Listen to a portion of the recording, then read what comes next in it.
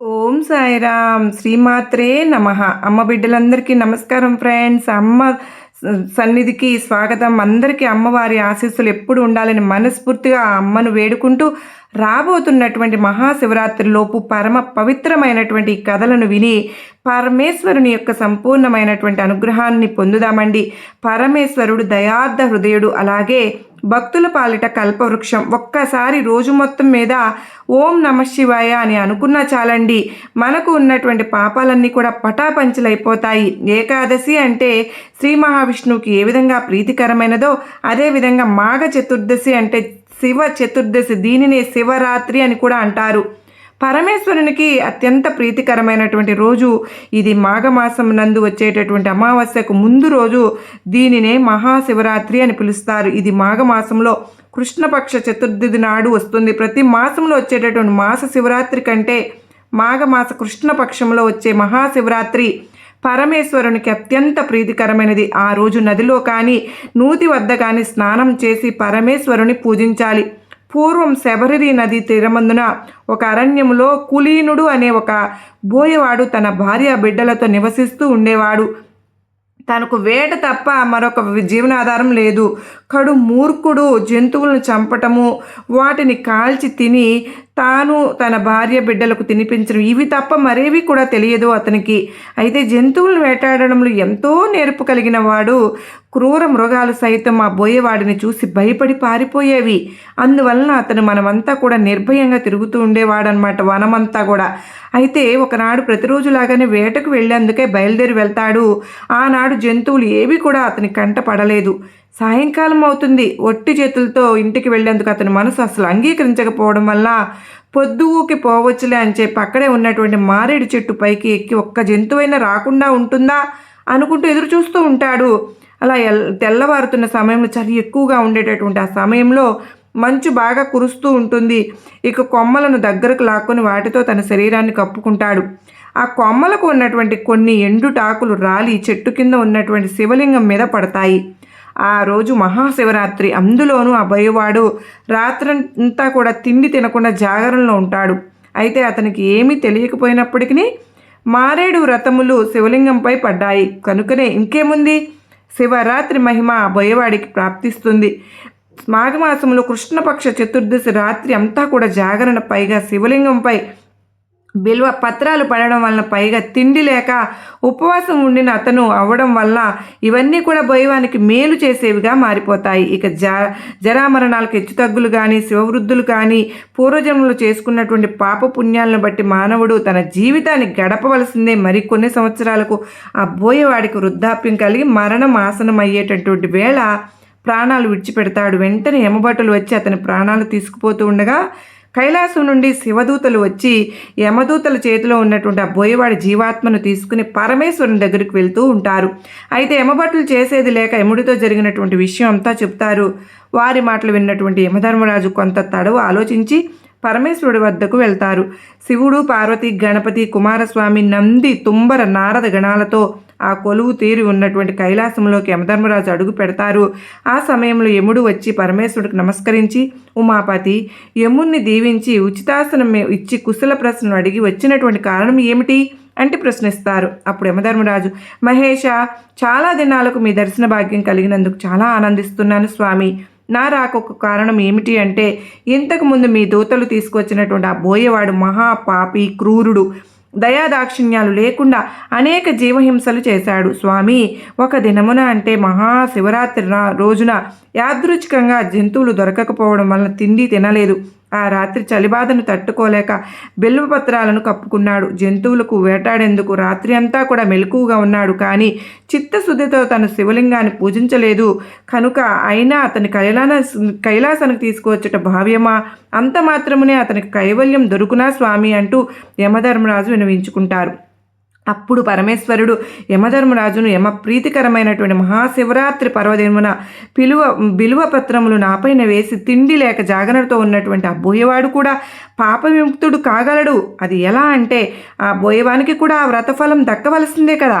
ఆ బోయవాడు పాపాత్ముడు అయినప్పటికీ ఆనాటి రాత్రి శివరాత్రి, ఆ యొక్క శివరాత్రి వ్రత మహిమ వల్ల నా ఈ సాయుధ్యం అతనికి ప్రాప్తించింది అంటూ పరమేశ్వరుడు యముడికి వివరిస్తారు.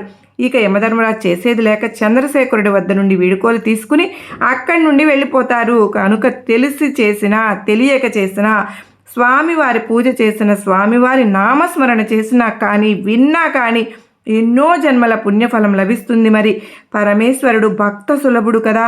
రోజులో ఎవరైనా సరే ఒక్కసారైనా ఆయన నామాన్ని మనస్సులో తలుచుకుని చాలట జీవితమంతా కూడా శుభప్రదంగా గడుస్తుంది.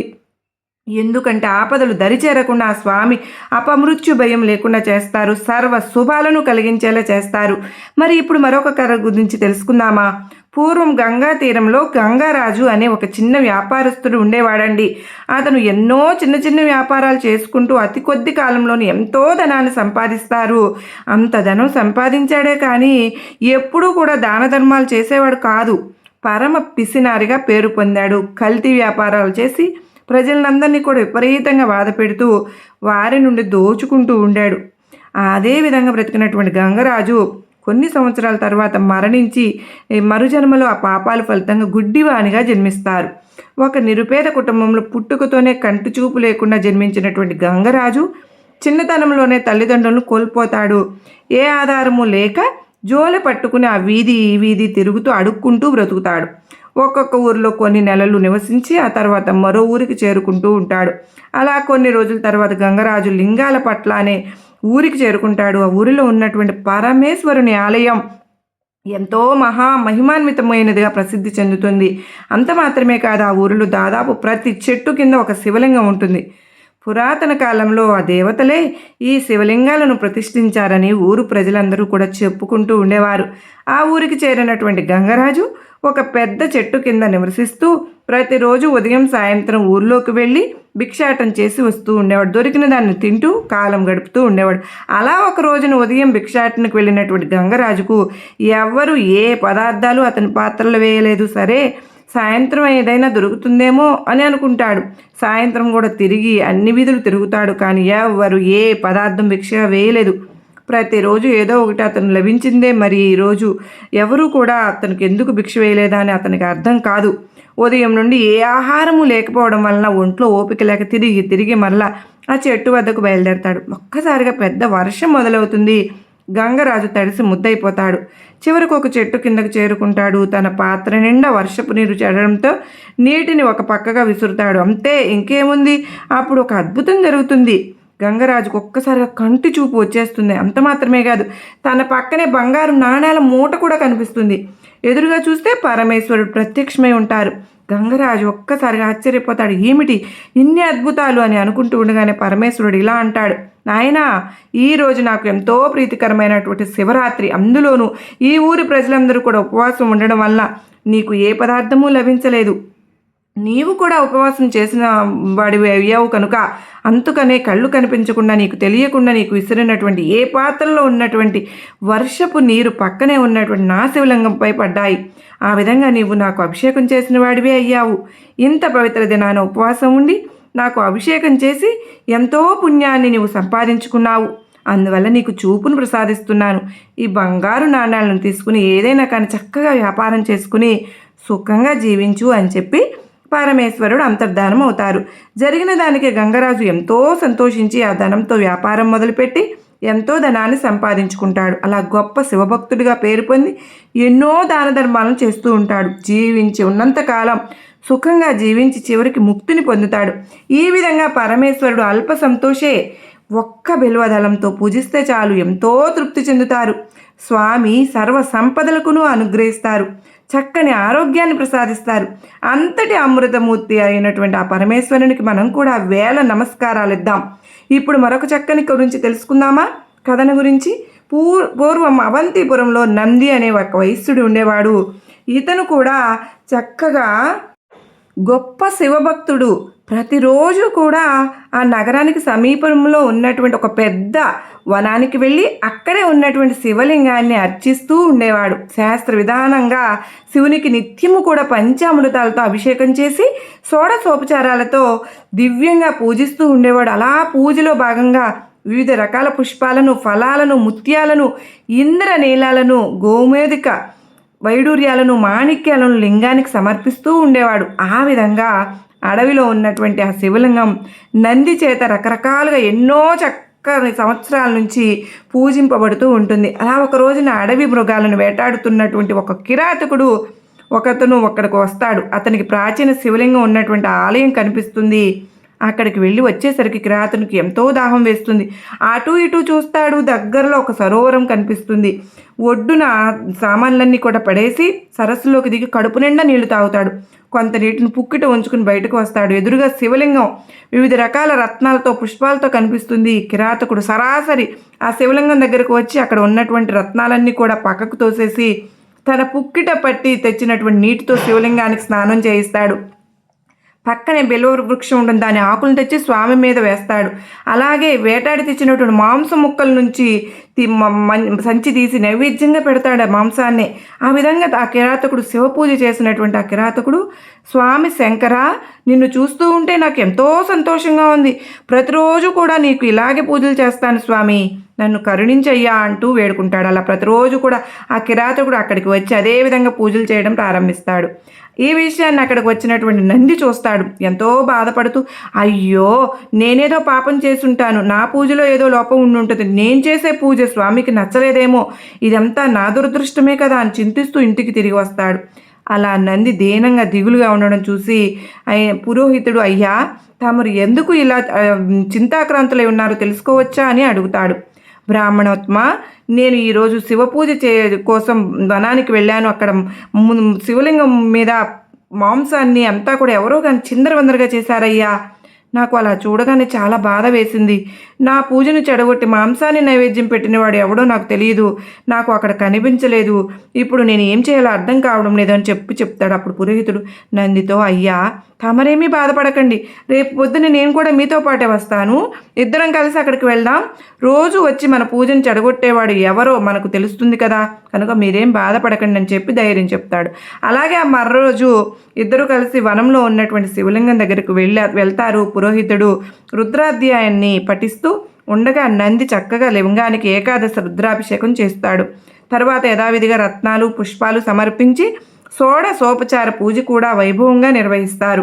అలా 2 జాముల కాలం గడుస్తుంది. అప్పుడు మహాకాలుడిగా నల్లగా ఎత్తుగా ఉన్నటువంటి కిరాతకుడు చేతిలో ధనుస్సును బాణాన్ని పట్టుకుని అక్కడికి వస్తాడు. ఎంతో భయంకరంగా ఉన్న ఆ కిరాతకుని చూసి నంది భయపడిపోతాడు. అతనితో పాటుగా పక్కనే ఉన్న పురోహితుడు అతని బృందం కూడా వణికిపోతారు. రోజు చేసిన విధంగా ఆ కిరాతకుడు వారు ఎవరిని పట్టించుకోకుండా అప్పటి వరకు వారు చేసినటువంటి పూజా ద్రవ్యాలను పక్కకు తీసేసి పుక్కిటి జలంతో అభిషేకం, మాంసం నైవేద్యం స్వామికి సమర్పిస్తాడు. బిల్వం ఆకులు తెంపి లింగం మీద వేస్తాడు. ఒక్కసారిగా సాష్టాంగ నమస్కారం చేసుకుని తిరిగి తన దారిని తాను వెళ్ళిపోతాడు. ఆ దృశ్యం అంతా చూసినటువంటి నందికి అతని పురోహిత బృందానికి ఎంతో ఆశ్చర్యం వేస్తుంది. నంది తిరిగి ఇంటికి వచ్చి పండితులందరినీ కూడా పిలిచి ఆ విషయాన్ని వారికి చెప్తారు. విప్రులారా, ఇప్పుడు నేను ఏం చేయాలో నాకు అర్థం కావడం లేదు, మీరే చెప్పండి అని అడుగుతాడు. అప్పుడు ఆ పండితులు నందితో ఇలా చెప్తారు, అయ్యా నీవు ఎంతో పవిత్రంగా చేసే పూజ ప్రతిరోజు కూడా పాడు చేయబడుతుంది కదా, ఇక ఆ లింగం అక్కడ ఉండడం మంచిది కాదు. మీరు వెంటనే దాన్ని తీసుకుని వచ్చి మీ గృహంలోనే ప్రతిష్ఠించుకోండి, అది కూడా మీ అంతటి శ్రేయస్కరం అంటూ సెలవిస్తారు. అలా నంది వారి మాట ప్రకారంగా వనంలో ఉన్నటువంటి శివలింగాన్ని తెచ్చి తన ఇంట్లో స్థాపించి యథావిధిగా నవరత్నాలతో పూజిస్తాడు. అక్కడికి కిరాతకుడు మరునాడు వచ్చేసరికి చూసేసరికి లింగం కనిపించలేదు. ఒక్కసారిగా అతనికి దుఃఖం ముంచుకొస్తుంది. ప్రభు, శివ, శంకర, నన్ను వదిలిపెట్టి ఎక్కడికి వెళ్ళావయ్యా?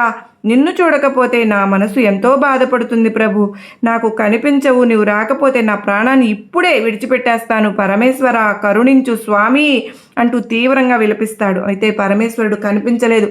వెంటనే తన నిలబెట్టాలని భావించి ఆ కిరాతకుడు తన గోళ్లతో గుండెను చీల్చుకుని రోషంగా అరుస్తూ, ప్రభు ఇదిగో నా గుండెను చీల్చాను, ఇప్పటికి ఎక్కడికైనా వస్తావా రా స్వామి అని పిలుస్తాడు. తర్వాత లోపల ప్రేగులను మాంసాన్ని బయటకు తీసి లింగం తీసేసినటువంటి గోతిలో వేస్తాడు. అలా శరీరాన్ని కదిలించుకుంటూ వెళ్ళి చెరువులో ఉన్నటువంటి నీటిని తెచ్చి ఆ గోతిలో పోస్తాడు. పక్కనే ఉన్న బిల్వపత్రాలను శక్తి లేకపోయినా ఎలాగోలా తెచ్చి అక్కడ సమర్పిస్తాడు. ఇక పూర్తిగా ఓపిక నశించి రక్తం ధారలుగా కారిపోతూ ఉండగా అక్కడే నేల మీద కుప్ప కూలిపోతాడు. అంతలో దివ్య కాంతులు వెదజల్లుతూ ప్రమద గణాలతో సహా పరమేశ్వరుడు ప్రత్యక్షమవుతాడు.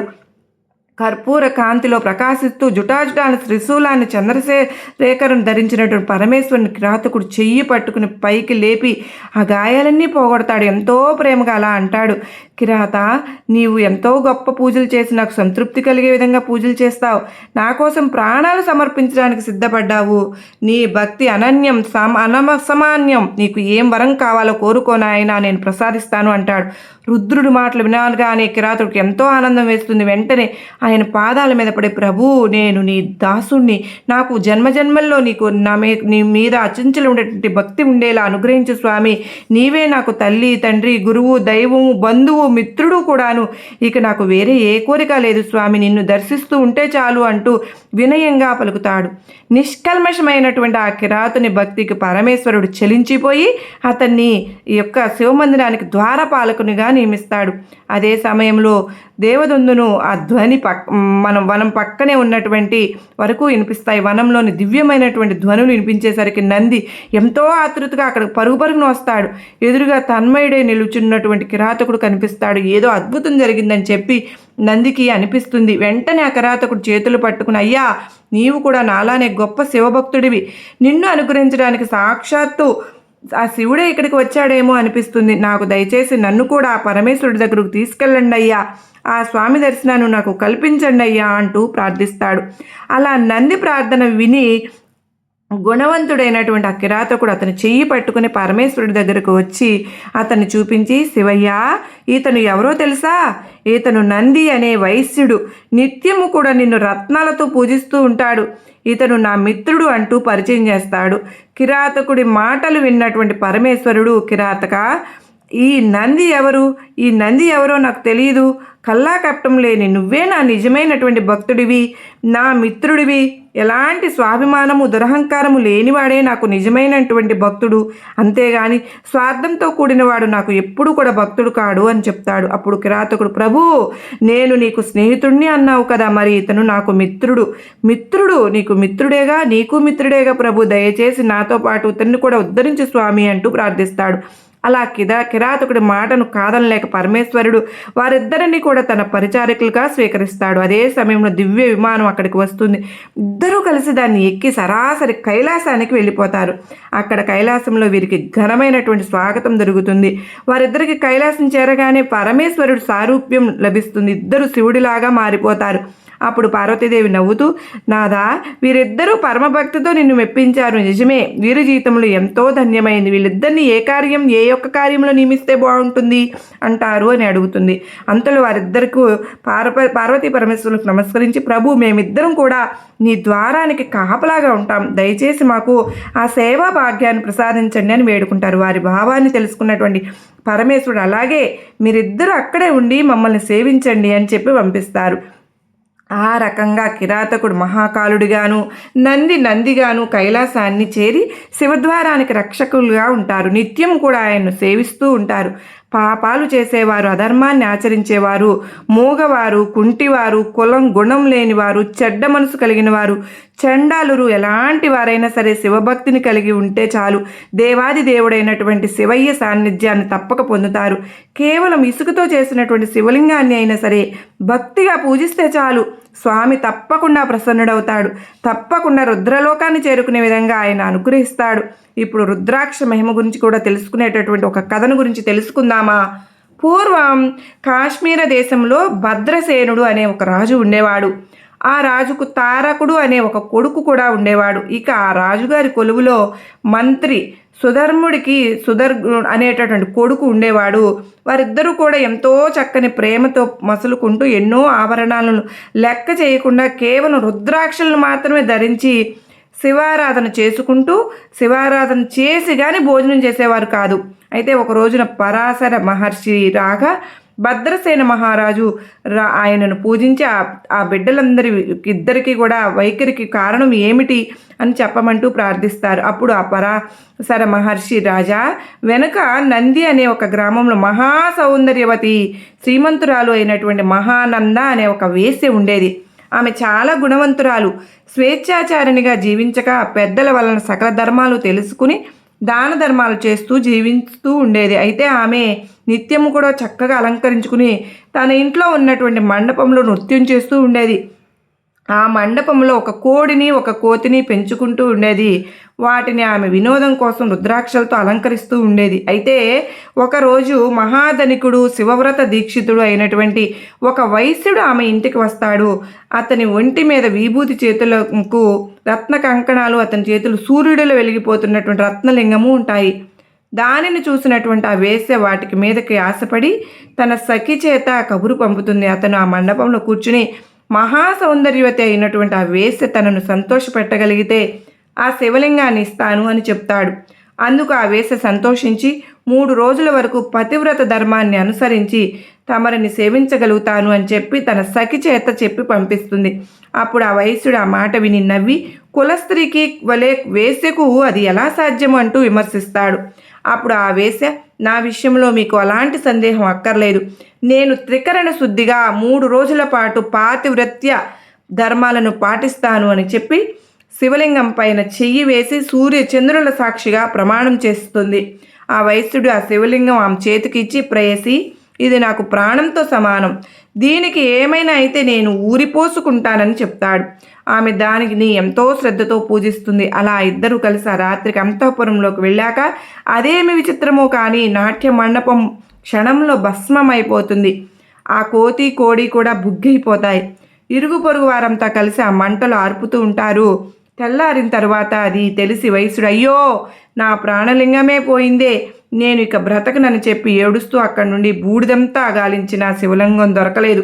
అప్పుడు అతడు ఒక చితి వెలిగించి ఆ మంటల్లోకి దూకుతాడు. అతని వెంటనే ఆ వేశ్య నాదా అంటూ పెద్ద కేకలు పెడుతూ వచ్చి తన ధర్మాన్ని అనుసరించి సహగమనం చేయడానికి సిద్ధమవుతుంది. అప్పుడు ఆమె బంధువులు ఆమెను వారించి, వేసి అయినటువంటి నీకు ఇదేమిటి వెర్రి అంటూ ఎన్నో రీతులు చెప్పి ఆమెను వారిస్తారు. కానీ ఆమె మాత్రం వారి మాటలు ఏవీ పట్టించుకోకుండా సూర్య చంద్రుల సాక్షిగా అతనితో ప్రాతిపత్యాన్ని అవలంబించడానికి ఇదే నాకు ధర్మం. నేను ఇప్పుడు సహగమనం చేయకుంటే నాతో పాటు నా 21 తరాల వారు నరకంలో పడిపోతారు. నా ధర్మాన్ని నేను పాటిస్తే వారందరూ తరిస్తారు కదా. మరణం అనేది ఎప్పటికైనా తప్పదు. ఇలా హీనంగా బ్రతకే కంటే ధర్మాన్ని ఆచరించి తరించడం నాకు ఎంతో శ్రేష్టం అని చెప్పి అగ్నిలో దూకిపోతుంది. వెంటనే పరమేశ్వరుడు సాక్షాత్కరించి, సుందరి, నీ ధర్మగుణాన్ని పరీక్షించదలిసి నేనే ఈ వైశ్యుడి రూపంలో వచ్చాను. నీకు ఇచ్చింది నా ఆత్మలింగమే. ఈ మండపానికి పెట్టి నీ ప్రాతివృత్తి గుణాన్ని పరీక్షించాను. నీ ఇష్టం వచ్చినటువంటి వరాన్ని కోరుకో, తప్పక ప్రసాదిస్తాను అంటాడు. అప్పుడు ఆమె ఆశ్చర్యపడి భక్తితో నమస్కరించి, స్వామి, నాకు ఈ ముల్లోకాలలో ఎట్టి భోగము అక్కర్లేదు. నాకు సంసార బంధాన్ని తొలగించి శాశ్వతమైనటువంటి సాన్నిధ్యాన్ని ప్రసాదించు అంటూ ప్రార్థిస్తుంది. పరమేశ్వరుడు సంతోషించి ఆమెను వెంటనే కైలాసం తీసుకువెళ్ళిపోతాడు. ఆనాడు నాట్య మండపంలో అగ్నిలో పడి మరణించినటువంటి ఆ కోడి, ఆ కోతి ఈ బిడ్డలుగా జన్మించారు. పూర్వజన్మ సంస్కారం వల్ల శివభక్తులై భస్మము, రుద్రాక్షలు చాలా చక్కగా ప్రీతితో ఇప్పటికీ ధరిస్తూ ఉన్నారు. వీరి పుణ్యం చెప్పడానికి శక్యం కాదు కనుక ఇదంతా కూడా రుద్రాక్ష అలాగే భస్మం యొక్క మహిమ అని చెప్పి పరాశర మహర్షి భద్రసేన మహారాజుకు వివరిస్తాడు. అదంతా కూడా విన్నటువంటి భద్రసేన మహారాజు ఎంతో ఆశ్చర్యపడి, అయితే ఓ మహర్షి, ఈ బిడ్డలు పూర్వజన్మలో రుద్రాక్ష మహిమ తెలియకుండానే వాటిని ధరించిన ఇలా రాజపుత్రులుగా జన్మించారు కదా, మరి ఇప్పుడు వాటిని ఇంత శ్రద్ధాభక్తులతో ధరిస్తున్నందుకు ఫలితం ఎలా ఉండబోతుంది అని అడుగుతాడు. అప్పుడు పరాశర మహర్షి కొంచెం ఆలోచించి నిట్టూర్చి, రాజా, వీరి భవిష్యత్తు గురించి చెప్తే నీకే దుఃఖం కలుగుతుంది కనుక అది చెప్పడానికి నా మనసు అంగీకరించడం లేదని అంటాడు.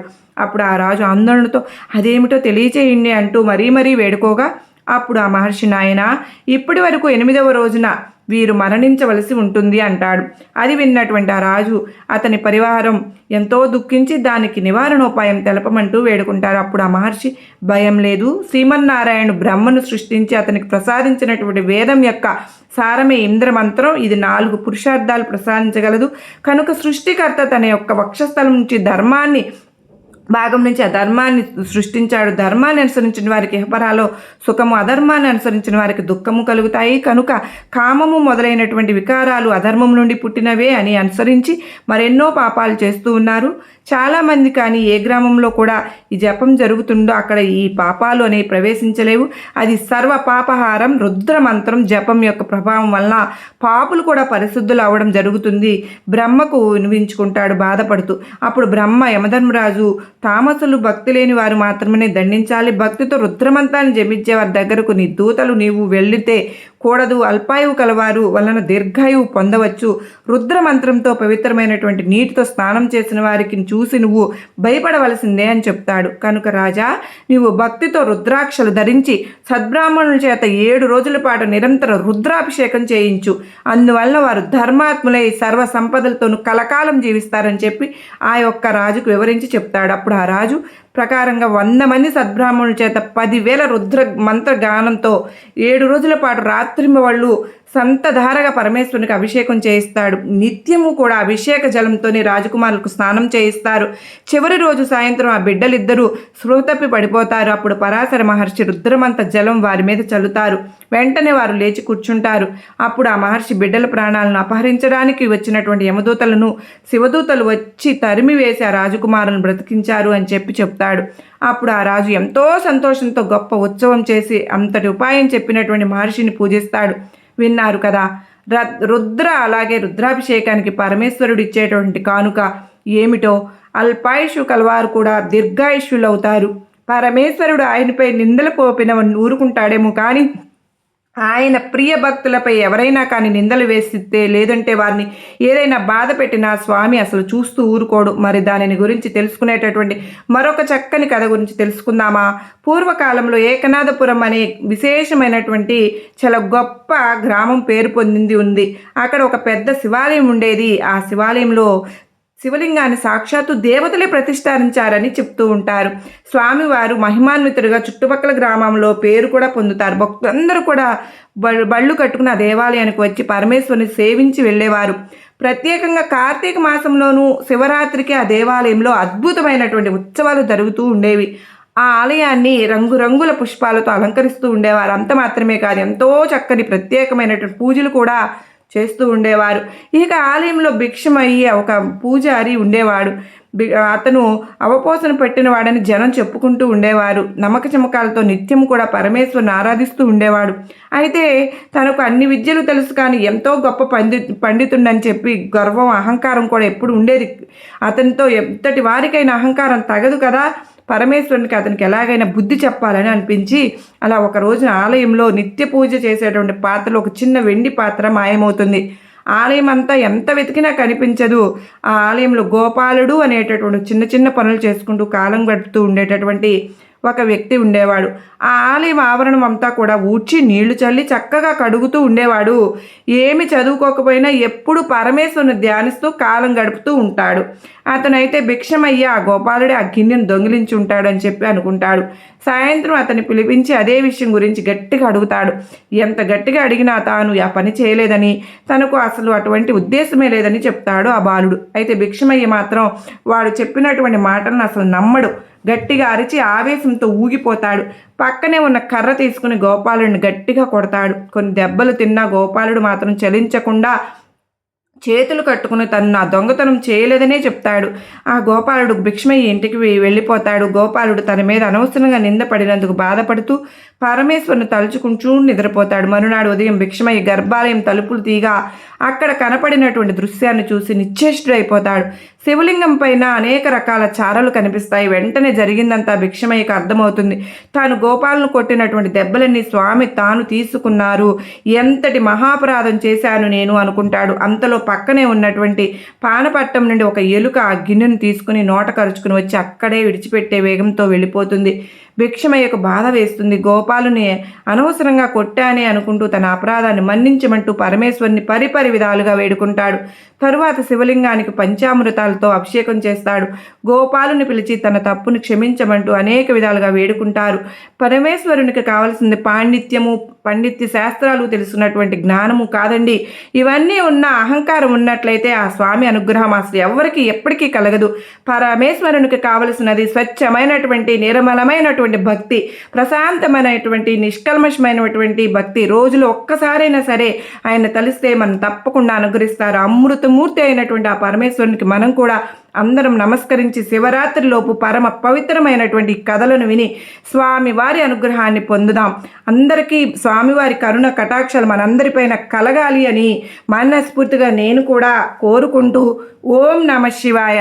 అందరూ బాగుండాలి, అందరిలో నేనుండాలి అని చెప్పి మనస్ఫూర్తిగా పరమేశ్వరుని వేడుకుంటూ ఆ శివయ్య అనుగ్రహం మనందరిపైన నిండుగా మెండుగా ఉండాలి అని మనస్ఫూర్తిగా వేడుకుంటూ అంతటితో ముగిస్తున్నాను.